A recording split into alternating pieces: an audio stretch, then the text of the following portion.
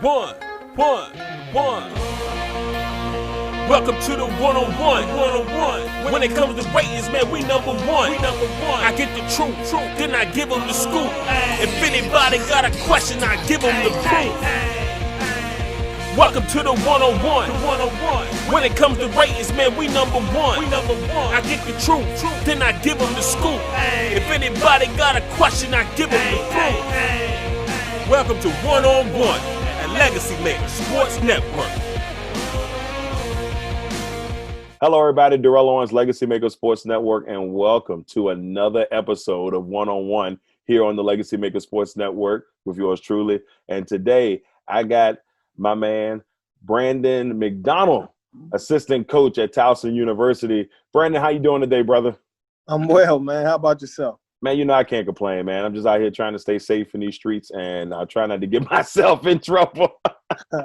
Listen, I hear that, and I truly understand it. Exactly. Now, before we get going, of course, we always start off with the check-in. I want to check in on how you and your family have been doing through COVID.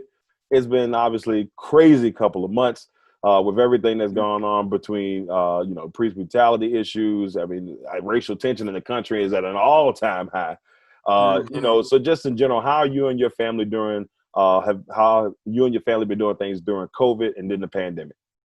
I mean, it's been good. It allows me to get some much needed time at home that I wasn't able to get if I had to be on the road recruiting. So I'm enjoying it. I had a baby during quarantine, so that was a bit different of my first child, everybody being in the, delivery room to just me and my wife being in there. So that was a little different, but it's been nice getting that time. Actually being active with your children and being active with your wife, you're starting to learn a little bit more about everybody in your family. So, I mean, it's been good. It's been real good. Well, congratulations on the baby, man. It's been a while. Let's see, I got three. Okay. One girl, she's 14, about to be 14, probably going on 35. And then I got my youngest daughter, she's 12, and then my son just turned 5. So it's no more babies, hopefully, in the future. I'm trying to hold off on it. I'm with you, brother. It's a cutoff point at this point. No more diapers. I'm with you. 2 is enough for me. I don't know how people do more than that. I'm going to tell you, man, like after the second one, I was like, I think I'm going to be all right. And then the third one came, and I'm like, oh, boy. But I wanted the boy. You have the 2 girls, and, you as a guy, you want to have that son kind of carry on the name and stuff. So that, for me, that was a pretty big deal. Yeah, for sure. I understand that. All right, Coach. Now, obviously, you got a love of basketball. But my question for you is, where did that passion come from? When you were small, when was that moment? When was that moment you said, man, basketball is my life? Do you remember that moment when that happened? Actually, yeah, I was playing. It's funny because they made a documentary about it, but I was playing with PG Jaguars. Coming up in PG County, of course, it's been to the forefront now because KD's so big, but that's where it kind of came from, that competitive edge, just loving the game, making friends. That's where the love came from for me. See, and that's the thing, because, you look, I remember the documentary, and I'm terrible with names, but I do remember seeing the documentary, and it's some of the names that have come out of PG County. It's like, man, I was like, I didn't know he played there. And I don't even think, I love the documentary. I don't think they hit everybody. Right. Which, I mean, I'm sure they're going to do a little bit more stuff, but yeah, it's a lot. It's a lot in the area. And that competition. So, I mean, I bet you state championships. I mean, I bet you stuff like that had to be, when you pack houses, I can only imagine what the crowds were like. It's probably like, how people see Texas football, basketball, same vision going on down there. Yeah, depending on who's playing, yes, you can get that. That's crazy. I wish. I think the closest I got today was maybe like 500 people in the crowd. I'll take it. We'll go from there. Right. Now, of course, you get it. You play well enough, obviously, to get a scholarship, and you get to go out to Virginia Union University. Well, what made you choose Virginia Union University? And just tell us about your days, as a Panther. Well, it's crazy. I actually committed to St. Peter's in New Jersey, but I kind of didn't qualify academically. So I went to prep school, and then Virginia Union found me. and I didn't want to go to Union at first. And then my mother was like, "Nah, you going there." And I would say it was the best decision ever. She was able to get the games. I played a whole lot. The experience was great for me. Day to day, at first I started off with Dave Robbins, the legend. So it was a little different just how he talks that country vernacular. I wasn't kind of used to, but it was good. Real good experience for me. That's a pretty good deal. I mean, and it's crazy because getting out of school, I had the opportunity to got the scholarship to go to Virginia Union. Not playing sports because I was decent, but I wasn't talented. But I got you. That's one opportunity that I really regret. I think we all have regrets, and that's one that I was like, man, I should have took that opportunity to go to Union, go to the HBCU. I wish I would have done that. I would encourage everybody to get that experience. Even if you don't go, just go get the experience of the atmosphere, being around people, the games, all of that. Take in all of the experiences because it's like no other. I agree with that. Now I've had a chance to go and see some of those battles between Virginia State and Virginia Union. Can you tell us how that felt for you, especially going up? That's right down the road, and I wouldn't say hatred. Maybe there is hatred, but that rivalry is deep.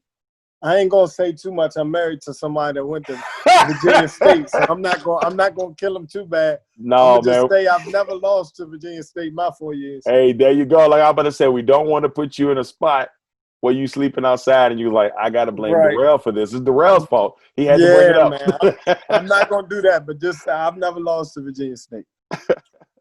Now, Coach, obviously you said, what was that point when you got in the Virginia Union? You said, you know what, love basketball, but I want to take it to a coaching front. When did you decide, all right, coaching is where I want to focus my talents? And then obviously, you've had a couple of coaching stops and you end up at Towson. But just tell us on your path, your coaching path. How did that all begin? So at Virginia Union, a really good coach told me that I need to be a coach. And me thinking I'm better than I am, I'm like, I ain't coaching. I'm about to go play. Got out of college and reality hit me a little bit hard. So, I started coaching AU. I started coaching with DC Assault, and then the next year I coached with Team Takeover. Right. And after that, I got on as a grad assistant at Pittsburgh, and my career kind of skyrocketed from there. That's awesome. And some of the stops, Manhattan, Pittsburgh, and then, Towson now. And, the team has done phenomenal the last couple of years, and y'all have always been in big competition in the CAA. What are your thoughts of the team? Hopefully, if we get ball this year, what are your thoughts on the incoming team, coming up for the 2020-2021 season? I think it'll be good. We have a good core coming back. We lost our leading scorer, but I think some of these guys can pick up the slack. I'm confident in this group. I think, we have a chance to do really well in the CAA. So I need the season. I think we have a good chance. As I need this in my life, I need it. I think everybody's saying that right now. The way sports have, losing sports for the amount of time we did, you don't really realize how much you miss it until I'm like, man, I don't know how many Netflix binge watches I can go on. I don't know how much time I can watch Hulu or HBO. Yeah, I'm like, I don't know what else to watch at this point. It's like I need something else in my life. So, but yeah, we got to get it back. So I think fingers crossed that we do get the season. I think that'll be something that just. I just hope it doesn't go to the wayside. Come on, COVID, get out of here. Go, please go. Yes, please go. We need the season. Exactly. All right, Coach. Now let's go to my favorite segment of the show. And this is my favorite segment. We're going to head to Quick Ones. Are you ready? Now. Are you ready for the Brenden McDonald edition of Quick Ones? I'll try to be quick. You don't have to be quick. Try to be quick. See, this is the beautiful thing about Quick Ones. The title says Quick Ones, but if you have an answer, we would love for you to explain it, Coach. So don't. My man. Yeah. Explain your heart out. Explain your heart. If you got something, I want you to go into details. That's just a cute name just to match up with the name at the top of the whole thing. You good. I got you. I got you. All right, Coach. Let's get this thing started. Here we go. First one. Greatest game that you've ever played in? Greatest game I've ever played in? Ooh. Greatest game I've ever played in. That's a tough one. I'm going to go played in. I'm going to go high school. Eleanor Roosevelt versus Largo. That was a great game because there was a lot of trash talk, rivals. It was, that was a special one. I'm going to have to go Eleanor Roosevelt versus Largo. I need the stat line. How'd you do? I know you remember it. Come on. Now, I don't remember the stat line. No. But I know I had a double-double. I know I had a big assist game. I'm an assist guy. I had a big assist game, and I probably had about 10 points. Okay, that's solid. I'll take that. Yeah, I'll take that. I ain't gonna give you. I ain't going to sit on here in front like I was the greatest scorer in the world. Dropped about 57, you know.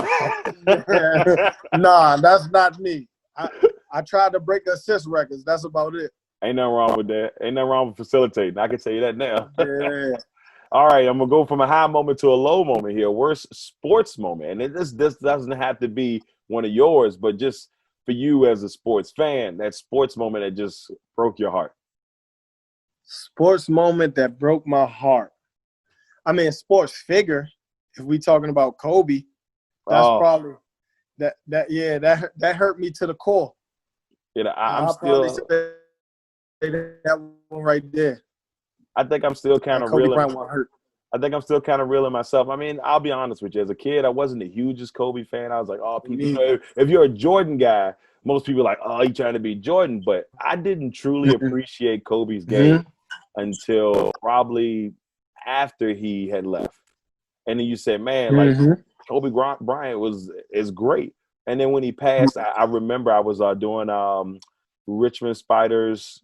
They were playing, I think they were playing Davidson, women's basketball game. And I was there on that Sunday, and I still can't to this day believe it.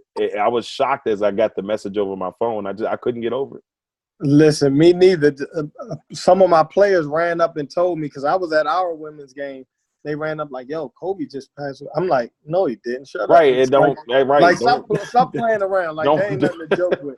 Like, right. Like, that's not even funny. Stop lying. Yeah. So, I mean, it's surreal. It's like one of those things. Like when Michael Jackson died, you know, Whitney Houston, there's that echelon. So, you know, you're like, man, I cannot believe this is happening. And it still doesn't feel real, you know. At all. So, I mean, you know, prayers go out to his family, because I just don't know. For sure. All right, next one. Best player that you ever played against? Best player that I've ever played against. I played against some great players now. Come on now. Narrow it in. I tell you what, give me your top five. Top five? I'm sorry. No, you good. You good. Give me your top five that I've ever played against. I'm going to have to go Kevin Durant. Okay. We're going to go now we're just talking about played against, not coached against. Yeah, make you think. No, let's just do played against. I'll give you played against. And if you want to do coaches, I'll let you do coaches after that. Coach against after that. All right. So I'm gonna go KD. I'm gonna go Ty Lawson. Scotty Reynolds. Hey. Scoop Jardine was a tough one from Philly. And who's the fifth? I'm gonna go Nolan Smith. Okay. All right. Yeah. That's solid. That's solid right there. Forgot about Scotty Reynolds up there from Villanova. Yes, boy. Scotty won't no joke. And I know I'm missing some people, but you know how that goes. Them the ones that kind of stick out a little bit. All right. So give me your coaching. The ones you coach against. Coaching. That's a tough one. Coaching. I was in the ACC for 2 years. Coaching, I'm going to have to give you TJ Warren. Gave us work. Oh, man. TJ was nasty when it comes to scoring. Terry Rozier. Okay.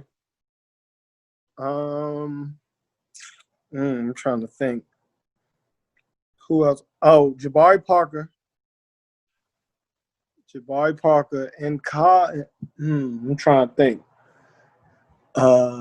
What's the kid name? He's in he plays with Miami right now. Rookie. Ooh. He went to Tyler Oakland. Hero?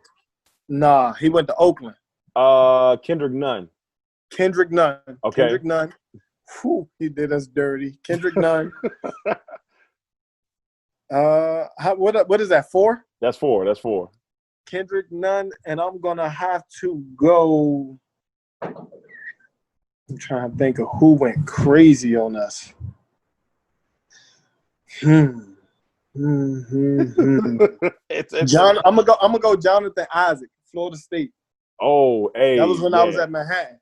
Isaac is no joke. And and it's a crazy thing was he's like 6'8". He might be taller than that. He about 6'8", 6'10", something like that. And he makes it look easy. He makes it look easy.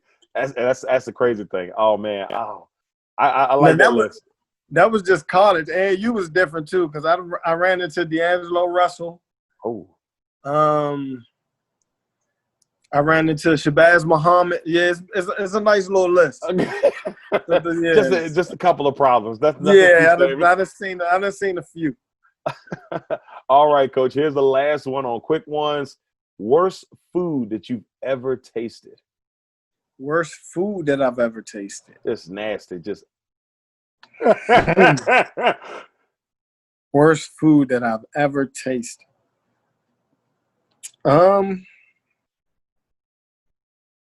Wow, that's a. I don't usually. I can't say I've never had no bad food. Let me not say that. I have to say Ireland.